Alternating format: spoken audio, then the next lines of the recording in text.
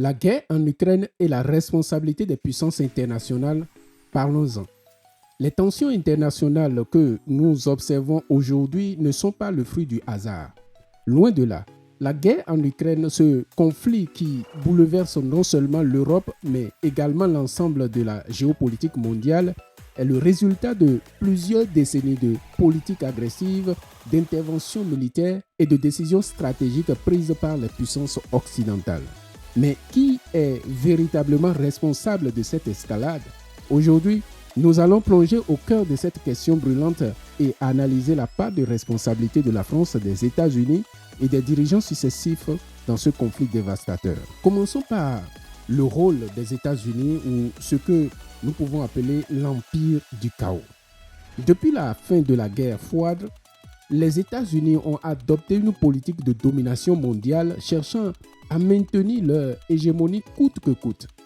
George W. Bush fut l'un des premiers à poser les bases de ce chaos moderne. Son intervention en Irak sous le faux prétexte des armes de destruction massive a plongé le Moyen-Orient dans une instabilité chronique, affaiblissant la Russie sur la scène internationale. Puis vint Barack Obama, celui que beaucoup considéraient comme un messager de la paix. Pourtant, son administration a soutenu le coup d'État en Ukraine en 2014, renversant un gouvernement pro-russe pour installer un régime favorable à l'Occident. Ce coup d'État, loin de stabiliser la région, a attisé les tensions ethniques et géopolitiques, jetant de l'huile sur le feu d'une guerre civile déjà latente. Les États-Unis, à travers l'OTAN, ont continuellement poussé les frontières de l'alliance militaire vers l'Est, jusqu'à menacer directement la sécurité nationale de la Russie.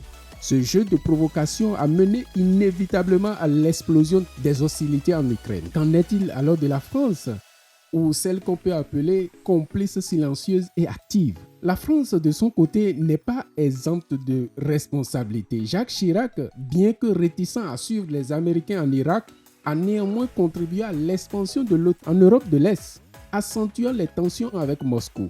Puis vint François Hollande qui, sous couvert de défendre les droits de l'homme, a soutenu sans réserve les sanctions économiques contre la Russie, renforçant ainsi la fossée entre l'Europe et la Russie. Avec Emmanuel Macron, la situation ne s'est guère améliorée. Malgré ses tentatives de se positionner en médiateur, Macron a continué à soutenir les politiques de l'OTAN et à renforcer les liens militaires avec les États-Unis au détriment de la paix en Europe. Sa rhétorique ambiguë n'a fait que masquer la réalité. La France est complice de l'escalade en Ukraine. Venons-en à l'Ukraine, ou celui que l'on peut appeler un pignon sur l'échiquier géopolitique. L'Ukraine, dans cette affaire, n'est pas qu'un pignon manipulé par les grandes puissances.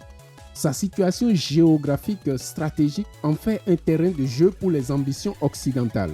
L'Occident, en soutenant les régimes anti-russes en Ukraine, a délibérément provoqué la Russie, sachant pertinemment que Moscou ne resterait pas les mains croisées face à ce qu'elle perçoit comme une menace existentielle. En fin de compte, la guerre en Ukraine est le produit de décennies de provocations, de manipulations et de jeux de pouvoir entre les grandes puissances. Les États-Unis, avec la politique d'expansion de l'OTAN, et la France, avec son soutien indéfectible à cette politique, ont joué un rôle majeur dans l'escalade de ce conflit. Ce n'est pas seulement une guerre entre la Russie et l'Ukraine, mais une confrontation entre l'Occident et la Russie où chaque décision prise par les dirigeants occidentaux a eu des conséquences tragiques pour le peuple ukrainien. En tant que panafricanistes, nous devons tirer des leçons de ce conflit. Il est crucial de comprendre comment les grandes puissances manipulent les nations pour servir leurs propres intérêts, souvent au détriment de la paix et de la stabilité mondiale. Cette guerre n'est pas simplement une affaire européenne. Ses répercussions se font sentir à travers le monde, y compris en Afrique.